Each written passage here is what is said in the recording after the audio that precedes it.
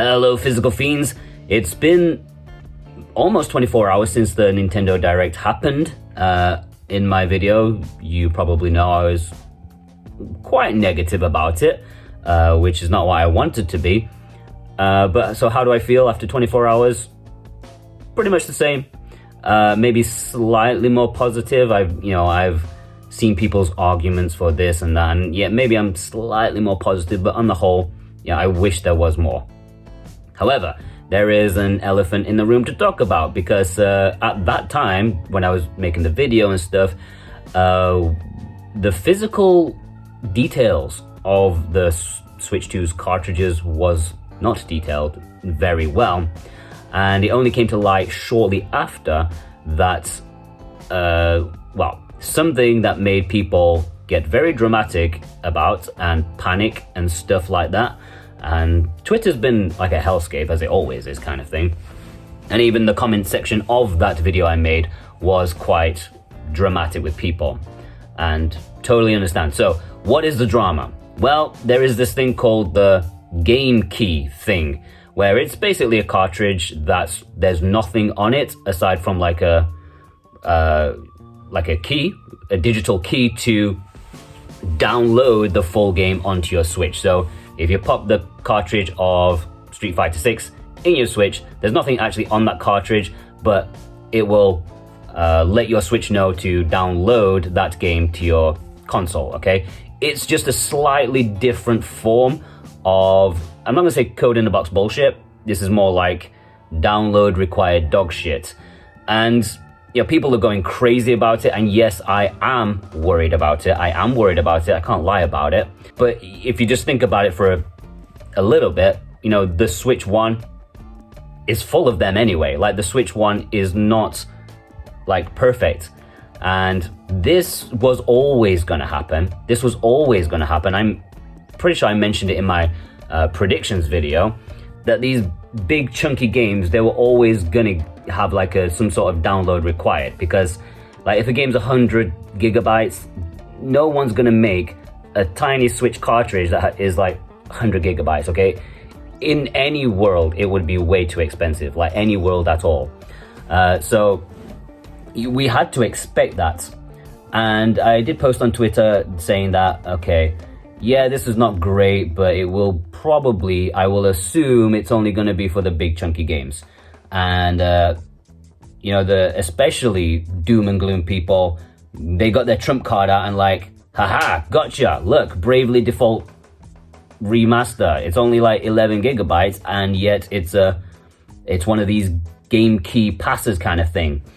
And, yes, okay, but that's not really the kind of gotcha that you think it is, because it doesn't prove your argument that the entire Switch 2's library is going to be a game key card, because you got to look at the publisher, okay? Square Enix is all about profits, and also Capcom, they're also about profits. And if you look at their history, especially Capcom on the Switch, they are no stranger to download required dog shit. They are no stranger to code in the box bullshit. They are no stranger to that. Of course, they are going to do that, especially early on in the Switch 2's life, where they are unsure like how this is going to pan out.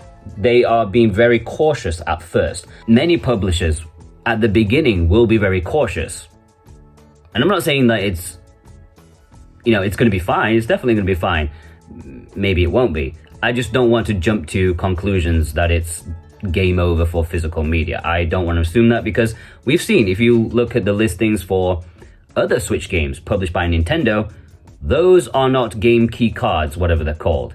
They are proper physical releases with the actual game on the cartridge. This is up to the publisher, okay? And I am going to go out on a limb and say and hope that, again, it's only going to be mostly the big chunky games, and also from cowardly publishers.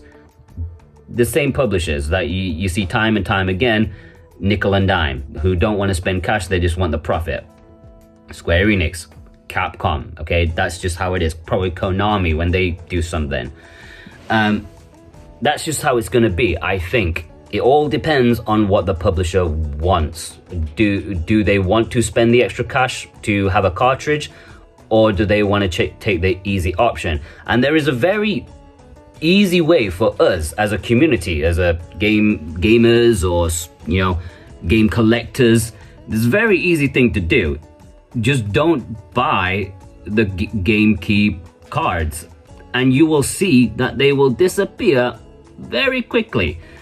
And if a publisher sees like, okay, this game sold really well, it's on the cartridge properly, this game, nobody bought this, why didn't they buy it? Oh, it's a game key. Okay, maybe we shouldn't do that. Maybe we should, purchase, maybe we should make the game on the cartridge. So a lot of this, especially in the early years, is going to be on you guys as well. Like, if you want to support games on cartridges, you buy the games on the cartridges.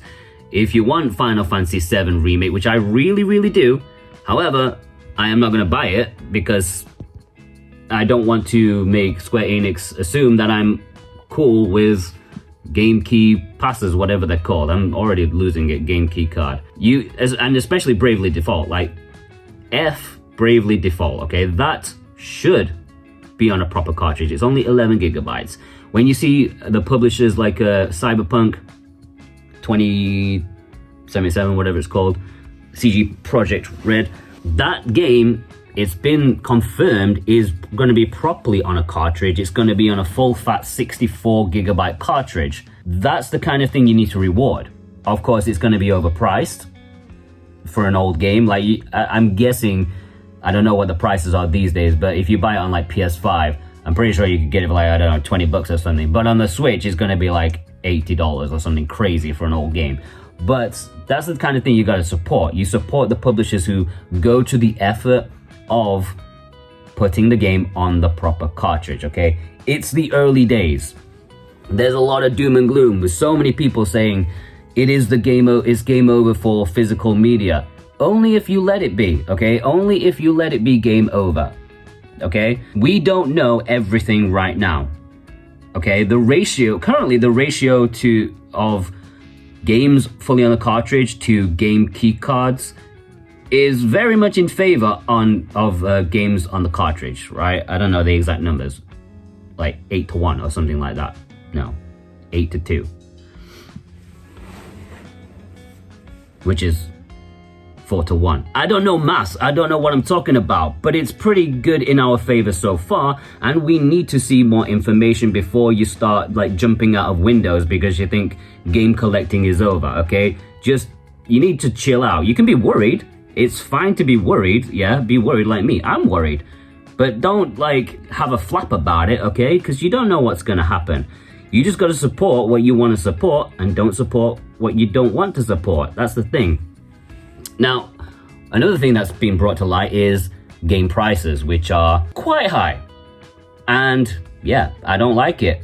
It's not a good look, is it? But again, this is on the publisher.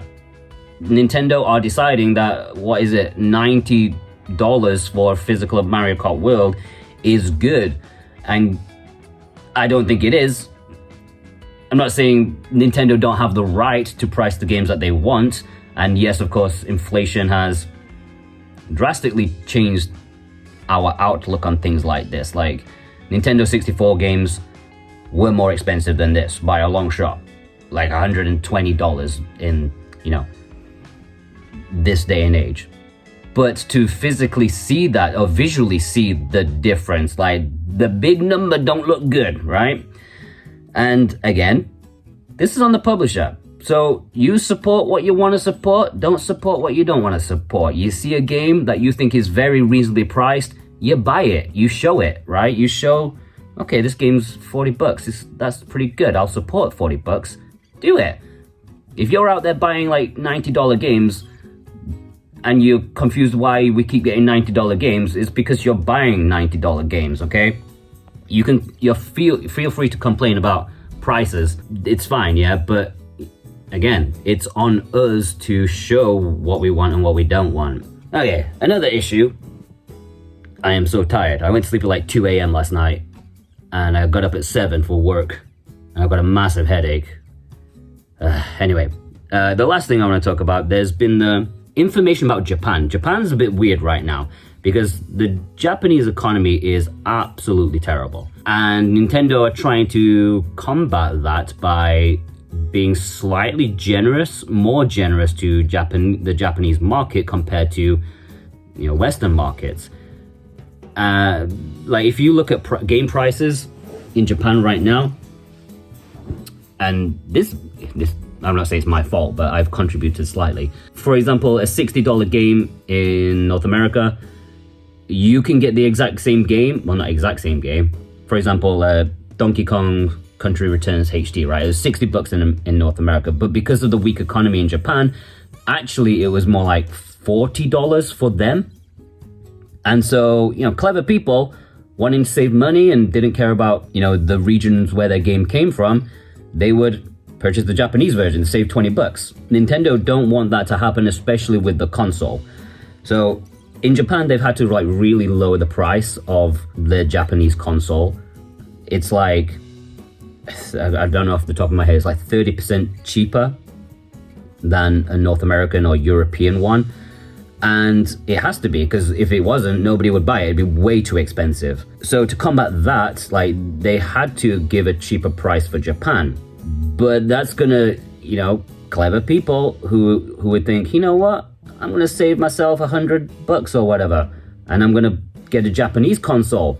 So they've essentially made a region-locked Japanese console the language of which and the user interface is only in Japanese and can only connect to a Japanese eShop. It's kind of a weird, it's region locking for Japan. However, I believe from what I've been looking at the Japanese website, it seems to indicate that it's only the user interface of the Switch console itself. And if a game has, the Switch is kind of clever. Whatever region your Switch is set to, it will automatically boot the game into the language of your console if it's available. So if your region is set to Japanese and the game you put in has Japanese language options, it will boot instantly into Japanese. So I think with that, it will only boot games in Japanese. It won't let you change to English unless inside the game settings you can change to English. Then that's fine. For us Westerners, I don't think it is going to affect us too much. From what I've read, I think Japanese games will still play on Western systems, which is good for importing because, Japanese market is usually more interesting than Western markets, at least in my opinion, and Asian regions. So I think we don't need to worry about that. More like Japanese people need to worry about that. I don't know how many Japanese people import Western Switch games. No idea. It's not my expertise. But I don't think it should affect us too much. At least I'm hoping it won't. Anyway, this has been a rambling video. I'm really terrible off the cuff. I'm very much a script guy. I always read from a script. But the past two videos, I've not read from a script, and I apologize for that. But I just did want to address the physical thing, because a lot of people are flapping.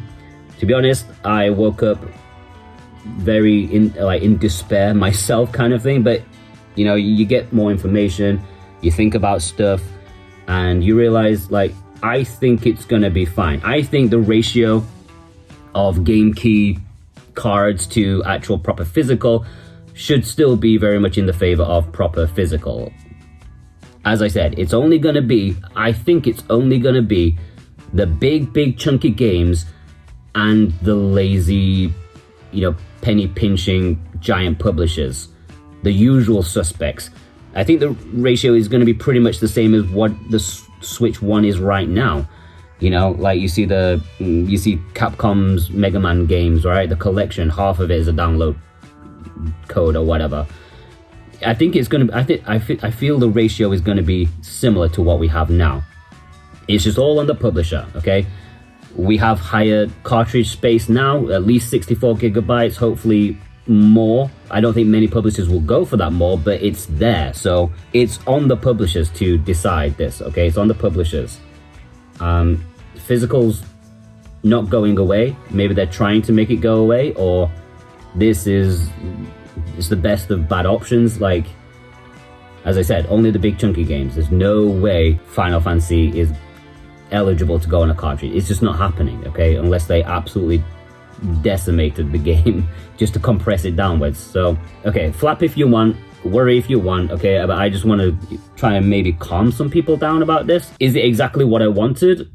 No, but I think it should be okay. And as I said, I'll say once again, vote with your wallet, okay? Vote with your wallet and things should be okay. It's the start of the generation, okay? Things are always a bit weird at the start, yeah? They're just trying to find their feet, what works, what sells. Things will settle down, hopefully in the direction that we want them to go, my dear physical fiends. Anyways, I've rambled on for 17 minutes now, and my face is red as hell because I'm tired, I got a headache, and yeah, it's a 3-day weekend for me, so sleep and making videos for you guys. All right, take care.